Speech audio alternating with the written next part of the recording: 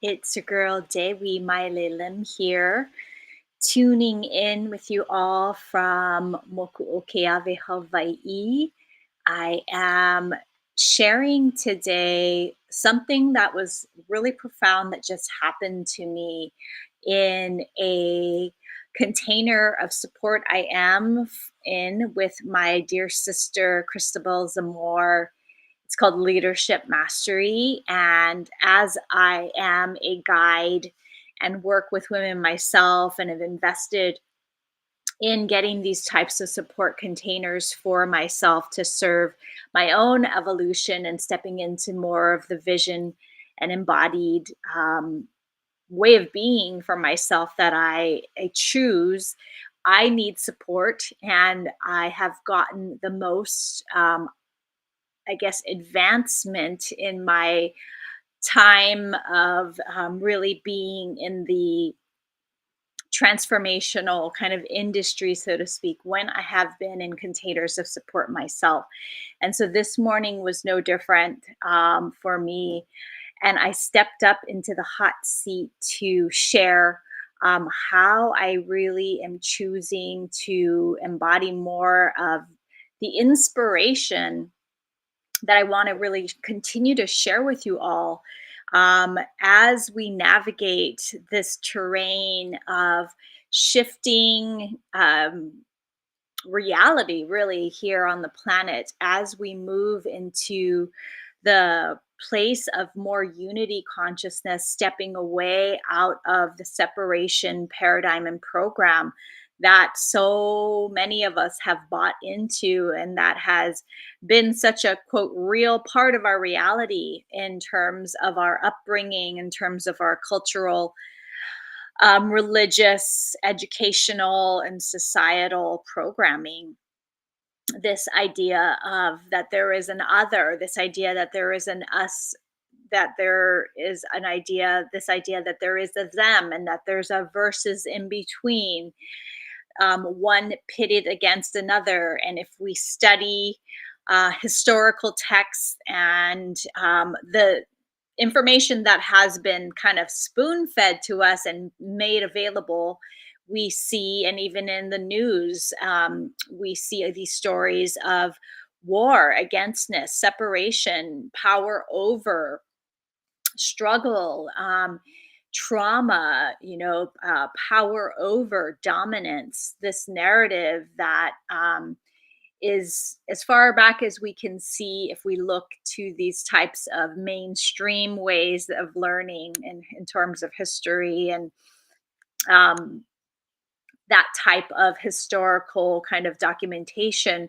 This has always been like, have there ever been times where we have not been at war? Well, I propose that there have been, and these times where we have been in these places and states and being of unity consciousness, of everyone on equal footing, serving from our own individual expression and gifts, thriving, where all that we need is provided for us, and where everyone has a ample chance to really explore what it is they came to provide and serve from as a valuable offering in service to their communities, in service to um, their children, in service to those who they most want to touch, in service to even bringing more abundance, more joy, more prosperity, more vibrancy to this kind of a world.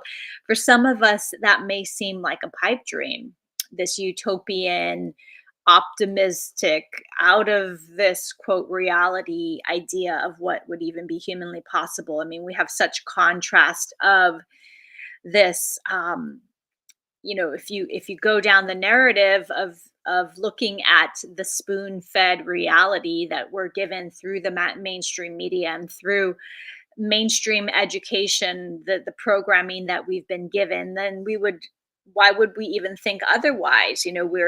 We're taught that this is the way it's always been. And however, there have been times, and many of this historical accounts of these times called golden ages do exist. And some of these times and all of that information has been written out of the mainstream narrative for good reason to keep us in that soul kind of blinder program that there is those with more power than us. We are small little meat suits in this cog of a machine, and that don't stir the pot, don't make waves, don't go beyond your family or your lineage, don't question. But those of us who have been down this path of seeking, of opening up to the question of, um, is this really the true reality of humanity's history? Is this truly all that there has been? And so the answer is no, there's much more. The more you look, the more you find when you can really open yourself up to letting go of everything you think and believe in service to finding the real truth. And so this is something that this storyline of where I see ourselves as humanity kind of on this trajectory, like we could really on one timeline self-destruct. There's the threat of nuclear war. There is a lot of bloodshed, violence, and aggression. And to take that to the full extent of where that could go, that could mean the annihilation of humanity as we know it and our planet. Definitely decimation of our ecosystems and all of that, going to that extreme sense of where this could go. And then there's also many, many, many people that I choose to surround myself with that are focused on another world as possible. um, Jacques Fresco was a futurist. He lived to about 100 years old and just recently transitioned, but he had a whole vision for this called the Venus Project.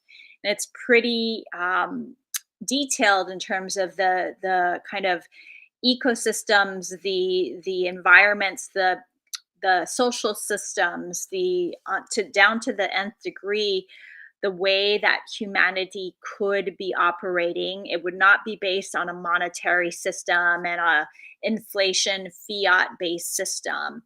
It would be beyond that, where we evolve to be in where all of our needs are met, where humanity is really able to thrive, and where there is no lack or need to be against, because we're all being valued in that birthright, inherent worth, unalienable right, inalienable right to simply be expressed, fully expressed as a valuable um, citizen of the world, right? To be able to simply be and be able to express from this place of our beingness. And so so I was starting to go into Christabel's my experience with Christabel this morning in the group, where I was starting to feel into what would it take for me to be all in on this vision, like to have no wavering or wobbles in terms of the part of me that feels small still, that doubts, like, could this really happen for humanity? Oh, that maybe would take in someone other's idea of like, oh, that's just a pipe dream or this utopian, too idealistic, too far out there, that self-censoring that I might do when I actually really do want to be a stan and choose to be a stan for what I see as possible for humanity. I mean, my entire business movement with New Earth Luminary is founded on this vision that we are on the front lines of this global awakening, anchoring in this coded, seeded, golden age reality that can be here, heaven and earth here and now, embodied in this experience despite everything else that's going on, to choose that. And what would it be, why would I keep myself from, what could be something that could derail me from this vision and this mission of really standing firm in this. And what came to me is just this, that small self aspect, that even as a luminary leader on this trajectory of really anchoring this in, I too still have my times where it's like, well, who am I to hold a vision this large, and we're not there yet. So why would I pretend to know that this is what's coming? How could I be so certain in what I know, it's possible for us, and how could I, be so sure and confident in that? And so one thing Christabel asked me, which was really powerful, was what would your higher self say to you as you're feeling the contraction, as you're feeling the fear, the hesitation to share this? And when I went into that aspect of myself that I call the high self, that that you can do it right now with me if you'd like. When I anchored into that, this overwhelming sense and feeling and knowing of like how loved I am at that highest expression. And the high self, if you don't identify with that language, is really the aspect of ourselves that is at that soul, beyond the soul level, like in safety, in clarity, holding that vision for what is possible for ourselves in this life and beyond, to really fully come into the fruition of who we're meant to be and how we're meant to serve. And so this is kind of like that, it's like that golden age aspect of ourselves, you could see it as such.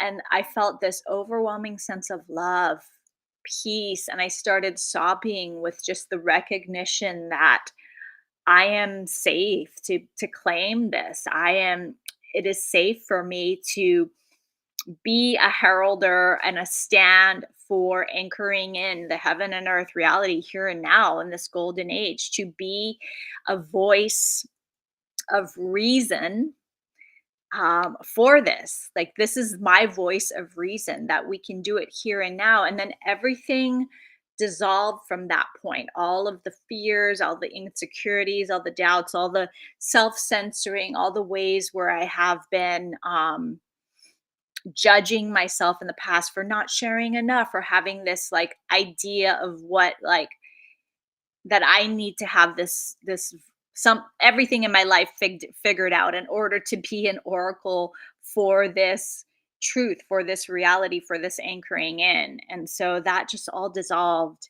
And I decided to go live today to share one other piece too that came in last night before this experience with Christabel's group. I got this really cool deck. It's a new oracle deck I got by a woman named Diana Cooper. And I got this through Hay House. They recently had a sale. And this deck's called the Golden Future. And so I got this deck because, as someone who sees the seed of what's possible for humanity and already is anchoring in it in here and now with every thought, every action, every program and offering I create, every invitation and question I ask. I really have dedicated my life to this, to being a stand for this. And so this oracle felt like the perfect oracle for me because it's really all about that. Little did I know that, it was written from a 5D consciousness perspective. And so Diana is a channel from that consciousness in place. And really, she wrote this and channeled this from a place of this unity consciousness place and paradigm. And so she collaborated too with an artist. Like, this artwork is just so beautiful. Um, his name is Space Before. You can find him at Space Before Reason, I believe, on Instagram. If you look for Space Before, he's a visionary artist. And I just started following him and I love his artwork. Check this out. So, this is the card I pulled yesterday, Spiritual Technology. And the subheading is expand your imagination and share your vision. So that is what I'm doing here and now with you. It also says in the card to share from that place of what I see. And so, what I see for us, and then what, wrapping this all up in a bow is what I saw earlier today in that experience with Cristobal and the group, where I really allowed myself to connect in with the spiritual technology of my high self aspect.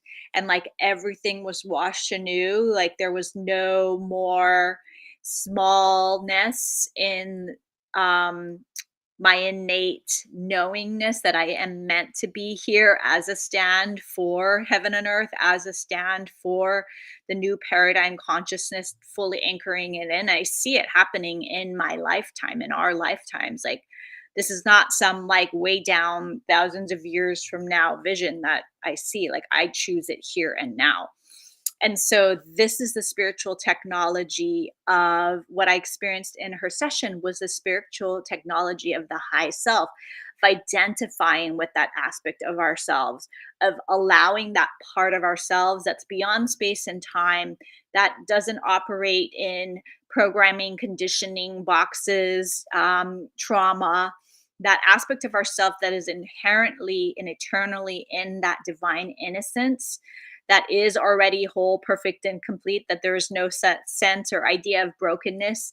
Even that compassion that is felt for us, like me as small self, me, the one who has experienced trauma, the one who has experienced feeling down, depleted, destitute, broken, so to speak, all of these ways that the dark night of the soul that all of us go through, right?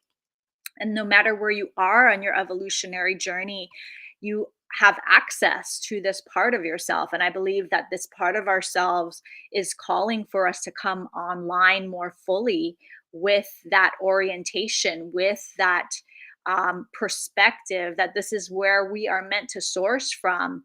As we are in our limited human forms, we do have limitations, right? And that's part of the game here, is that we have this high self aspect, this spiritual pure aspect of self that is like not in time and space, and yet we are here physically in time and space. And so, how to dance and interface with that aspect of ourselves, that is a spiritual technology that costs nothing to access, that everyone can make it a point to commit to connecting with, just setting the intention and having it flow from there. So I wanted to share that kind of wrapped up in a like toroidal field of figure eight flow, and just share like this is what I'm here for. This is my ultimate expression of my purpose, my mission, and my sacred um, pact to myself and my soul.